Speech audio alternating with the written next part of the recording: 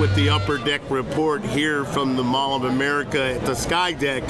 We're here with two successful Little League coaches from Cottage Grove, if I'm not mistaken. Is that correct? We've got Coach John Solberg and Mike Peterson here. And gentlemen, I welcome you to the show. I take pride in saying this to you guys. Thank you for working with the youth of today. It is a chore, I know. I've been a part of it, and I appreciate it. I saw you guys this weekend in a tournament down in Bloomington. And Coach, I'll just call you both Coach and maybe That's Skip fine, or whatever. But what pushed you towards coaching? Is it because you had a son on the team, or you're just a love of the game of baseball? The latter, for one. I grew up a baseball person, played other sports, but baseball was my passion. But I actually got started into coaching back when my older son, who no longer plays the sport or doesn't play any sports anymore, but he had a coach in T-ball when he was 4 that didn't even tell the kids their coach's name all the way through the season. Horrible experience, and I just told myself, I want my kids to enjoy not only baseball, but just all the activities they do. So I want to be an involved parent. So it just evolved from a young age. I learned to love it really quick.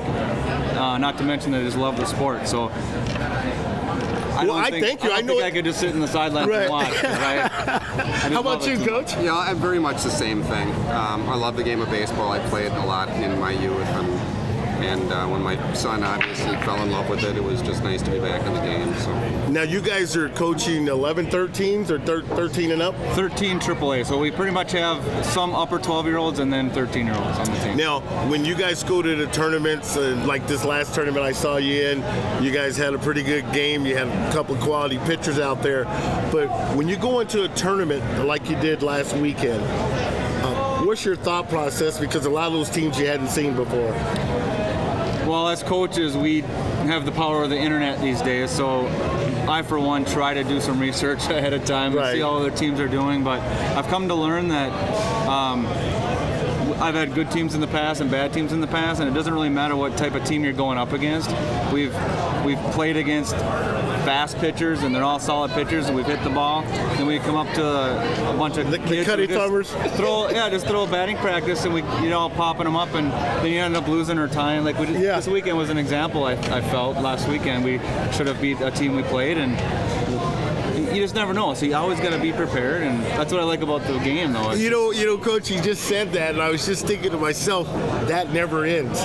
Even in the major leagues, it seems like the what we would call cutty thumbers, the soft throwers like Jamie Moyer and guys of that degree, you can't hit them, but you think you would wear them out. But then you face a guy like Roger Clemens, and you get an opportunity, and guys get fired up to face those guys. As a coach, what are some of the words that you may use to catapult the kids to hit the ball up the middle?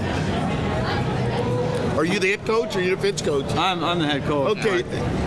I think one thing we talk about all the time, is we have a group of kids, they're still kids. Sure. I don't know about adults when you were in the major leagues, but if they strike out or they don't do well on the mound, you get your head down a little bit. You kind of show your emotions to the other team, and they feed off it. Sure, yes they do. That's one of the things we just emphasize on. Even if you don't succeed in the field, you're coming up to bat next. Yes. You better get it out of your system quick and put it in the past, because it's a long game. Well, let me just give you guys a little tip, and you know it as well as I do. I know in the major leagues, guys hit off the batting tee. They do a lot of soft toss. Those are a few tips that obviously you guys work with your kids on a daily basis. Coach, how many times do you get an opportunity to practice much in between games? In between games? I mean, we're always, taking time to try to get in as much hitting as we can. And as far as during the week, it gets pretty tough with the game schedule. Sure. Especially the weather this year has been tough, but me and my son were in the garage swinging the bat, pretty much every night we get out and work. Now, let me ask both of you guys. Now, I had one of these. I got it as a Christmas present. I couldn't wait to break it out during springtime. You ever have a pitch back?